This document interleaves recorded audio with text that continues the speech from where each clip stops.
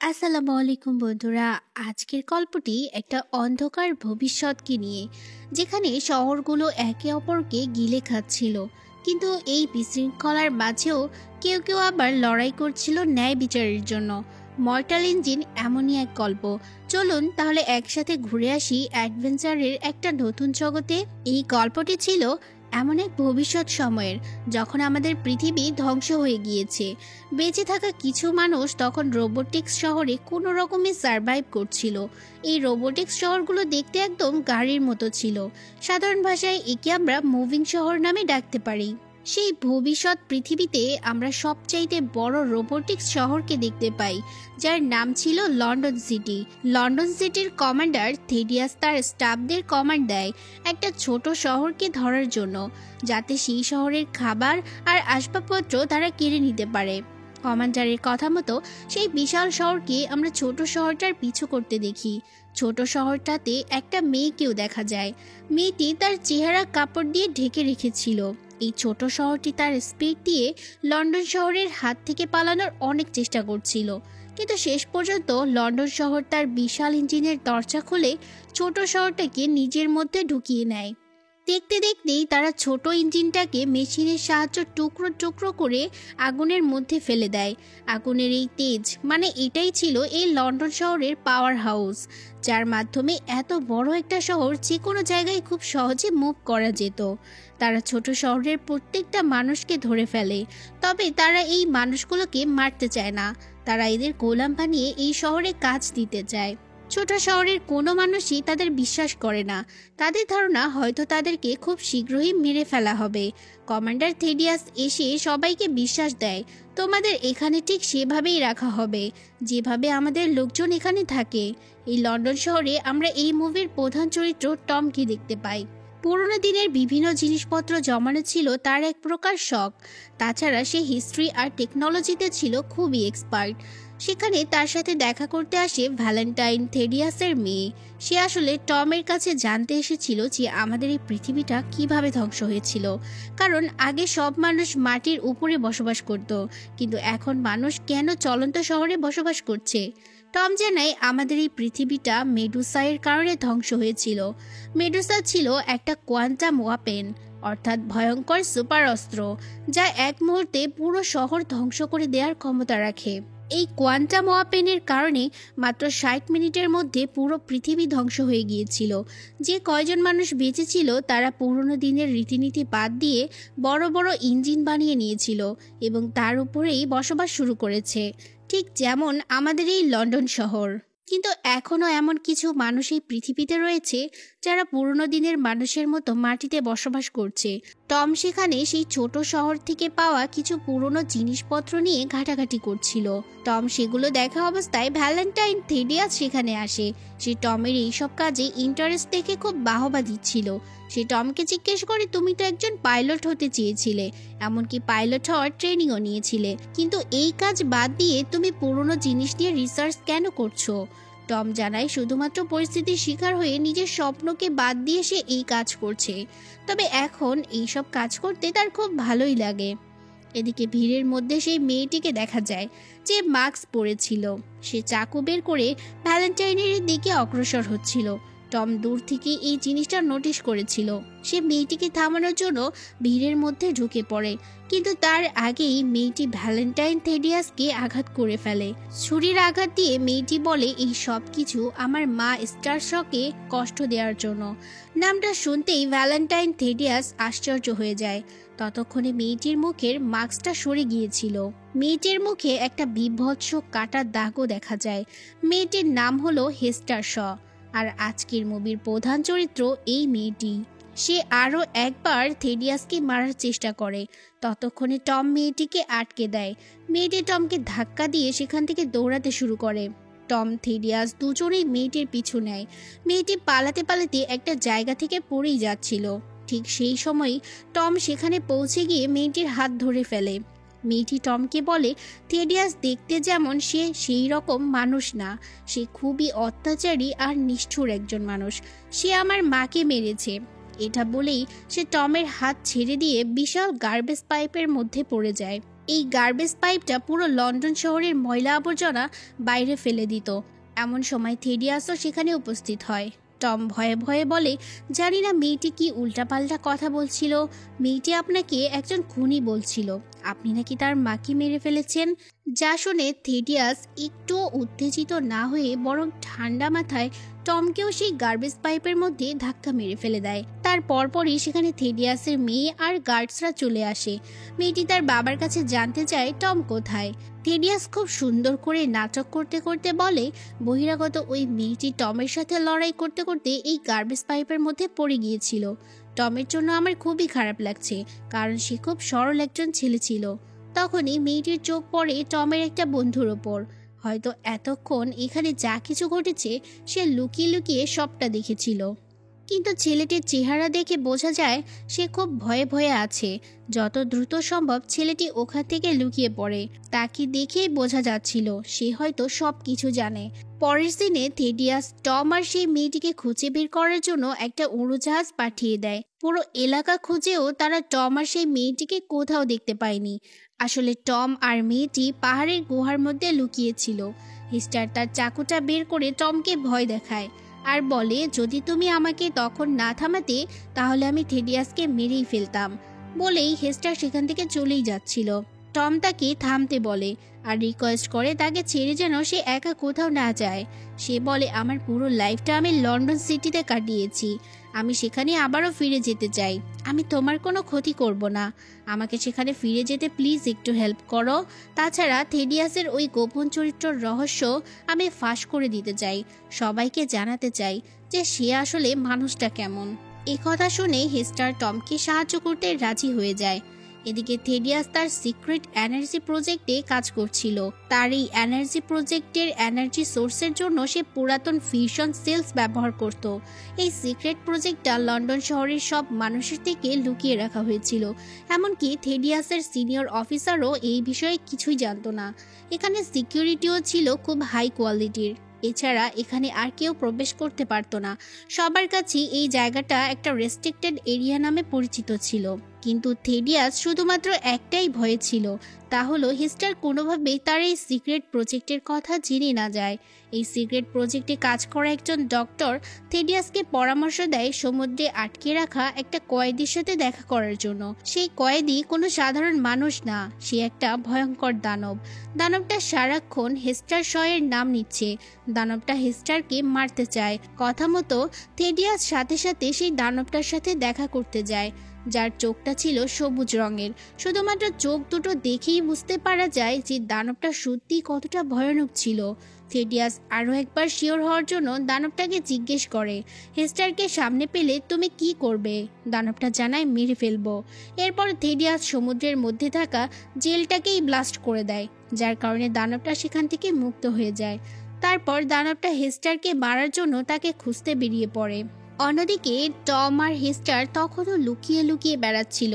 Hester টমকে আগের জামানার মানুষদের তৈরি করা অনেক পুরাতন একটা রুটি খেতে দেয়, কারণ এই মুহূর্তে খাওয়ার জন্য তাদের কাছে অন্য কোনো খাবার ছিল না। খাবার শেষ করে দুজনেই ক্লান্ততে সেখানে একটু ঘুমিয়ে পড়েছিল। ঘুমের মধ্যেই হেস্টার সেখানে খুব বড় কোনো মোটর ইঞ্জিনের শব্দ শুনতে পায়। হেস্টার ঘুম থেকে উঠে দেখতে পায় টম চিৎকার করে সেই মোটর ইঞ্জিন শহরটার কাছে হেল্প চাচ্ছিল। টম তো জানতো না যে ওই মোটর ইঞ্জিনগুলো রাতের বেলায় জমিনে থাকা মানুষদের শিকার করত। টম যেহেতু অলরেডি সিগন্যাল দিয়েই দিয়েছিল, তাই ওদের পালানোর জায়গা ছিল না। মোটর ইঞ্জিনটা ঠিকই ওদের উপর হামলা করে দেয়। ঠিক তখনই অন্য একটা শহর ওদেরকে বাঁচিয়ে নেয়।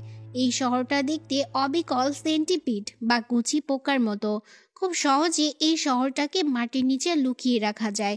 দেখা যায় এই গুচি পোকা শহরের মানুষেরা ওদের দুজনের খুব খাতির যত্ন করে।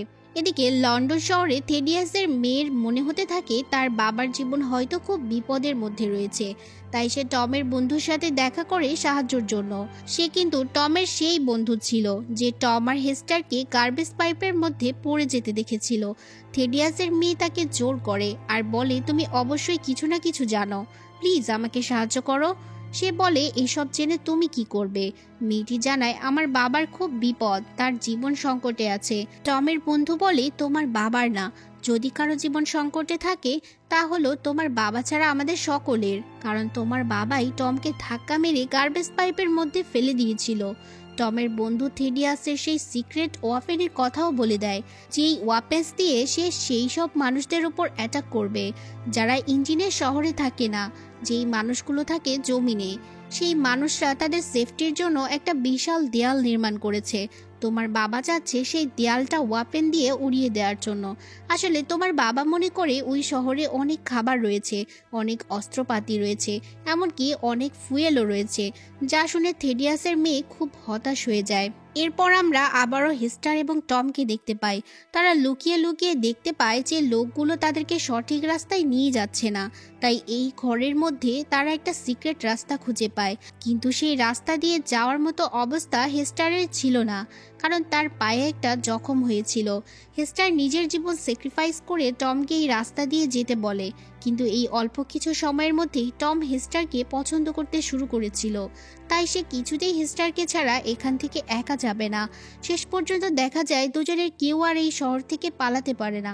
ইঞ্জিনটা তাদেরকে এমন একটা জায়গায় নিয়ে আসে যেখানে জীবিত মানুষদেরকে বলি দেওয়া হতো। মানে এই ইঞ্জিনের শহরের মানুষেরা মানুষ খুঁজে বের করে তাদেরকে এই শহরে এনে বিক্রি করে দিত। হেস্টারকে তারা বিক্রি করেই দিচ্ছিল। ঠিক তখনই সেখানে একজন নতুন চরিত্রের উদয় হয়, যে ছিল লন্ডন শহরের মোস্ট ওয়ান্টেড ক্রিমিনাল। মেয়েটির নাম হচ্ছে এনা। বেসিক্যালি এনা সবসময় থেডিয়াস আর লন্ডন সিটির বিপক্ষে কাজ করেছে, এজন্যই সে লন্ডন সিটির জন্য মোস্ট ওয়ান্টেড লেডি। এনা এসেই সেখানে থাকা সব মানুষের উপর এলোপাথারি গুলি চালাতে থাকে। সব মানুষকে মেরে সে হেস্টার এবং টমের জীবন বাঁচিয়ে নেয়। ঠিক তখনই সেখানে আরও একটা বিপদ চলে আসে। সে আর কেউ না, সবুজ চোখের ভয়ঙ্কর দানব। কিন্তু হেস্টারের হাবভাব দেখে বোঝা যায় সে খুব ভালোভাবে এই দানবটাকে চেনে, কিন্তু এখন পর্যন্ত রিভিল করা হয়নি যে কেন। ইনা এবার এই দানবটার সাথে ফাইট করে ওদেরকে বাঁচিয়ে নেয়। এরপর নিজের উড়োজাহাজে ওদের দুজনকে নিয়ে সেখান থেকে চলে যায়। যাওয়ার পথে এনা হেস্টারকে জিজ্ঞেস করে, তুমি কিভাবে এই দানবটাকে চেনো, কেনই বা মারতে যাচ্ছ? হেস্টার তখন নিজের পাস্ট সম্পর্কে জানায়। দানবটির নাম হচ্ছে স্ট্রাইক, যে অনেক ছোট থাকতেই হেস্টারকে লালন পালন করেছে এবং এত বড় করেছে। ছোটবেলায় যখন থেডিয়াস তার মাকে মেরে ফেলেছিল তখন তাকে সাপোর্ট দেওয়ার মতো দুনিয়ায় কেউ ছিল না। সেই সময় স্ট্রাইক হেস্টারকে খুঁজে পেয়েছিল। তাছাড়া হেস্টারের মুখের এই ভয়ঙ্কর কাটা দাগটা থেডিয়াসই করেছিল। মাকে বাঁচাতে গিয়ে হিংস্র থেডিয়াস তার ধারালো ছুরি দিয়ে হেস্টারের মুখের একটা অংশ কেটে ফেলেছিল। মাকে হারিয়ে সারাক্ষণ হেস্টার উদাস হয়ে থাকতো, যা দেখে স্ট্রাইক বলেছিল, আমি তোমাকে আমার মতো বানিয়ে দেব, যেন কখনো তুমি আর দুঃস্বপ্ন দেখতে না পাও, কোনো দুঃখ না থাকে, কোনো কষ্ট না থাকে। সে হেস্টারকে দিয়ে প্রমিস করিয়েছিল যে বড় হলে একসময় অবশ্যই সে স্ট্রাইকের মতো হবে, যেন সারা জীবনের মতো স্ট্রাইকের মতো জীবিত থাকতে পারে। আসলে সে কোনো দানব ছিল না, সে একটা পুরাতন মডেলের অসম্ভব শক্তিশালী রোবট। হেস্টার সেদিন স্ট্রাইককে প্রমিস করেছিল, কিন্তু এই কাজ শুরু হওয়ার আগেই হেস্টার জানতে পেরেছিল থেডিয়াস ভ্যালেন্টাইন্স এখনও জীবিত রয়েছে।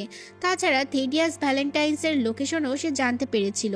নিজের মায়ের হত্যার প্রতিশোধের জন্য সেদিন সে স্ট্রাইকের কাছ থেকে লুকিয়ে চলে এসেছিল। আর এই হলো সেই কারণ যে নিজের প্রমিস রক্ষা না করায় স্ট্রাইক হেস্টারকে মারতে চাচ্ছিল। হেস্টার এবার এনাকে জিজ্ঞেস করে যে সে কেন তাদেরকে বাঁচালো, তার উদ্দেশ্য কি। এনা জানায় হেস্টারের মা আর সে খুব ভালো বন্ধু ছিল। হেস্টারের মা মারা যাওয়ার পরে সে এখন পর্যন্ত হেস্টারকে খুঁজে বেড়াচ্ছিল। শেষ পর্যন্ত এতগুলোর বছর পরে তার হেস্টারের সাথে দেখা হয়েছে। হেস্টারের মায়ের অনুপস্থিতিতে হেস্টারকে সুরক্ষা দেওয়াটা এনা নিজের দায়িত্ব মনে করে। অন্যদিকে সিন আবারও শিফট হয় লন্ডন সিটিতে। শহরটা তার ডিসাইড করা লোকেশনে না গিয়ে অন্য ডিরেকশনে যাচ্ছিল, যা সিনিয়র অফিসার জেনে গিয়েছিল। সাথে সাথে সে থেডিয়াসের সাথে দেখা করে। সিনিয়র অফিসার রেগে গিয়ে থেডিয়াসকে বলে, আমার অনুমতি ছাড়া তুমি কিভাবে ডিরেকশন চেঞ্জ করলে? সিনিয়র অফিসার এতদিন লক্ষ্য করেনি। সে জানতে পারে তার চোখের আড়ালে থেডিয়াস এখানে একটা সিক্রেট প্রজেক্ট চালাচ্ছে। এটা যেন তেন কোনো প্রজেক্ট না, সেই মেডুসা প্রজেক্ট, যেই প্রজেক্টের কারণে আজ থেকে বহু বছর আগে পৃথিবী ধ্বংস হয়ে গিয়েছিল। দ্বিতীয়বার থেডিয়াস সেই প্রজেক্ট আবারও চালু করছে। সিনিয়র অফিসার সবাইকে এমন ভয়ানক কাজ করতে এখনই বন্ধ করতে বলে, কিন্তু এখানে সবাই ছিল থেডিয়াসের লোক।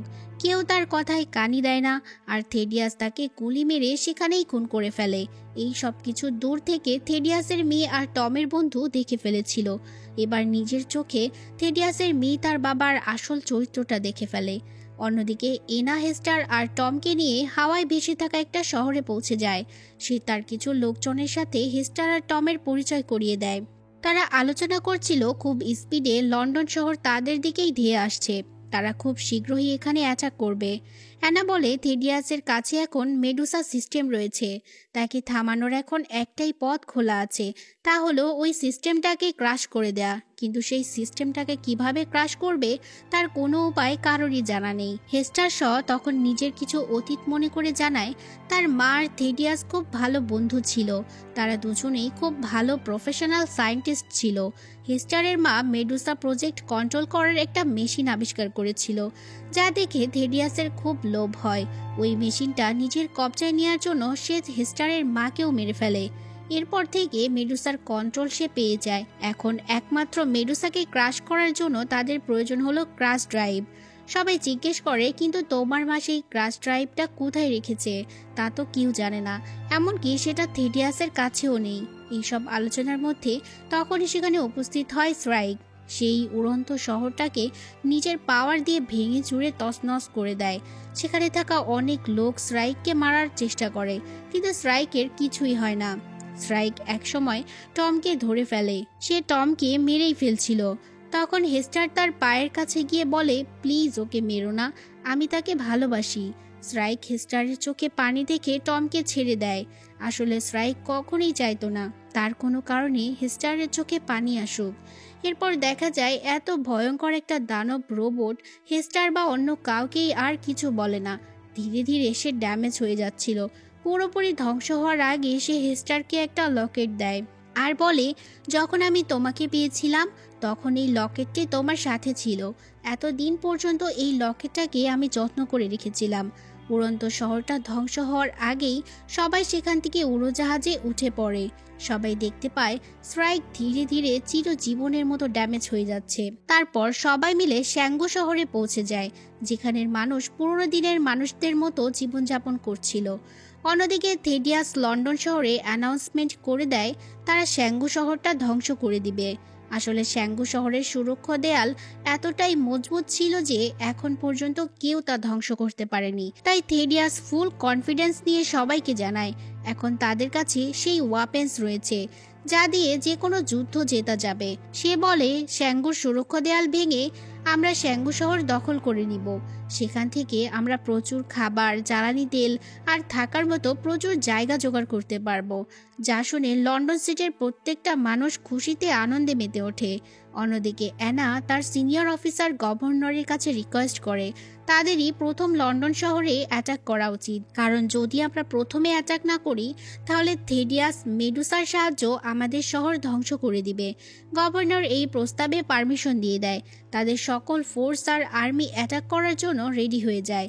এদিকে হেস্টার তার লকেটটা খুঁটিয়ে খুঁটিয়ে দেখছিল। হঠাৎ করে সে লকেটটা খুলে ফেলে। দেখা যায় এটার মধ্যে মেডুসা ক্রাশ করার ড্রাইভ রয়েছে। সে দ্রুত এটা টমকে জানিয়ে দেয়। এদিকে ততক্ষণে থেডিয়াস শ্যাঙ্গু শহরের একেবারে কাছে চলে এসেছিল। সে মেডুসা সিস্টেমটাকে অন করে দিয়েছে। কয়েক সেকেন্ডের মধ্যে মেডুসা শ্যাঙ্গু শহরের সুরক্ষা দেয়ালে অ্যাটাক করে দেয়। এত শক্তিশালী অ্যাটাক ছিল যে এক ধাক্কায় সুরক্ষা দেয়াল ড্যামেজ হয়ে যায়। দেয়ালের উপরে যতগুলো প্লেন এতক্ষণ উড়ছিল দেয়ালের সাথে সাথে সেগুলো ডিস্ট্রয় হয়ে যায়। সেই সময় হেস্টার আর টম ড্রাইভটার কথা এনাকেও জানিয়ে দিয়েছিল। তারাও লন্ডন সিটির উপর অ্যাটাক করার জন্য বেরিয়ে পড়ে। যাওয়ার সময় রাস্তায় শ্যাঙ্গু সিটির অনেক সৈনিক মারা যায়, কিন্তু শেষ পর্যন্ত কয়েকজন ঠিকই লন্ডন সিটিতে গিয়ে ল্যান্ড করে। সেখানে এনা আর থেডিয়াসের মধ্যে মারামারি লেগে যায়। সেই ফাঁকে হেস্টার লন্ডন সিটির রেস্ট্রিক্টেড এরিয়াতে ঢুকে যায়। সেখানে থেডিয়াস মেডুসাকে দ্বিতীয়বারের মতো রিসার্চ করছিল, কারণ মেডুসাকে দিয়ে কিছুক্ষণের মধ্যেই দ্বিতীয়বারের মতো শ্যাঙ্গু সিটিতে হামলা করা হবে। হেস্টার খুব দ্রুত তার মায়ের দেওয়া লকেটটাকে ক্রাশ ড্রাইভটা মেডুসা সিস্টেমে ফিক্স করে দেয়। কয়েক সেকেন্ডের মধ্যে মেডুসা শাটডাউন হয়ে যায়। অন্যদিকে থেডিয়াসের সাথে লড়াই করতে করতে এরা অনেক ঘায়েল হয়ে গিয়েছিল। সে হেস্টারকে এখান থেকে দ্রুত পালিয়ে যেতে বলে। সাথে সাথে অ্যানারও মৃত্যু হয়ে যায়। থেডিয়াস ফিরে আসার সময় তার মেয়ের সাথে দেখা হয়। সে তার মেয়েকে বলে, চলো আমরা এখান থেকে পালিয়ে যাই। কিন্তু তার মেয়ে তো নিজের বাবার সত্যিটা জানতো, তাই সে বলে, আমি কোনো খুনির সাথে কোথাও যাব না। যা শুনে থেডিয়াস একাই চলে যাচ্ছিল।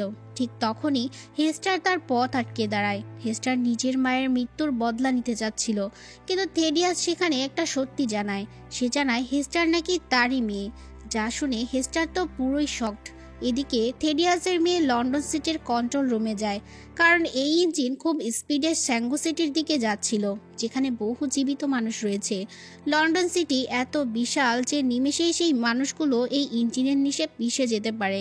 থেডিয়াসের মেয়ে ইঞ্জিনটাকে থামাতে চাচ্ছিল, কিন্তু কন্ট্রোল সিস্টেম অলরেডি ড্যামেজ হয়ে গিয়েছে, যার কারণে লন্ডন শহর এখন অটোমেটিক মোশনে চলছে। সে টমের সাহায্য নেয়। টম একটা উড়োজাহাজে বসে লন্ডন সিটির পাওয়ার সোর্স ডিস্ট্রয় করে দেয়। টম দেখতে পায় থেডিয়াস আর হেস্টারের মধ্যে তখনও মারামারি চলছে। টম তাদের কাছে গিয়ে হেস্টারকে নিজের উড়োজাহাজে উঠিয়ে নেয়, আর থেডিয়াস হেস্টারকে ধরে উড়োজাহাজে উঠতে চেয়েছিল, কিন্তু সে নিচে পড়ে যায়। থেডিয়াস লক্ষ্য করে ধ্বংস হওয়া লন্ডন সিটি তার দিকেই এগিয়ে আসছে। এমন একটা মুহূর্ত যে ওখান থেকে নড়তেই পারে না। নিজের চোখ বন্ধ করতেই বিশাল লন্ডন সিটি তার উপর দিয়ে চলে যায়। সেই সাথে থেডিয়াসেরও মৃত্যু হয়ে যায়, আর লন্ডন সিটি চিরদিনের মতো সেখানেই থেমে যায়। মানে এই শহর আর কখনো সামনের দিকে মুভ করবে না। লন্ডন সিটির বেঁচে যাওয়া মানুষেরা স্যাঙ্গো সিটিতে গিয়ে থাকার জন্য রিকোয়েস্ট করে। স্যাঙ্গো সিটির গভর্নর তাদের খুব সুন্দরভাবে ওয়েলকাম করে নেয়। অন্যদিকে হেস্টার আর টম ফাইনালি দুজন দুজনকে জড়িয়ে ধরে। তারপর উড়োজাহাজে চড়ে তারা একটা লম্বা সফরের জন্য বেরিয়ে পড়ে। আর এই মুভির কাহিনীও এখানে শেষ করে দেয়া হয়। এই মুভি আমাদের মনে করিয়ে দেয়, প্রযুক্তি বা শক্তি কখনোই আসল সমস্যা নয়, বরং তা কিভাবে ব্যবহার করা হচ্ছে সেটাই মূল বিষয়। যারা ক্ষমতার জন্য অন্যদের শোষণ করতে যায় তাদের পতন অবশ্যম্ভাবী, কিন্তু যারা অন্যায়ের বিরুদ্ধে লড়াই করে তারাই হলো প্রকৃত বীর। ভবিষ্যৎ আমাদের হাতে, এখন আমাদেরই সিদ্ধান্ত নিতে হবে আমরা কি ধ্বংসের পথে হাঁটবো নাকি নতুন করে আলো জ্বালাবো। তো এই ছিল মুভির কাহিনী। কেমন লাগলো অবশ্যই জানাবেন। আজকের মতো বিদায় নিচ্ছি। আল্লাহ হাফিজ।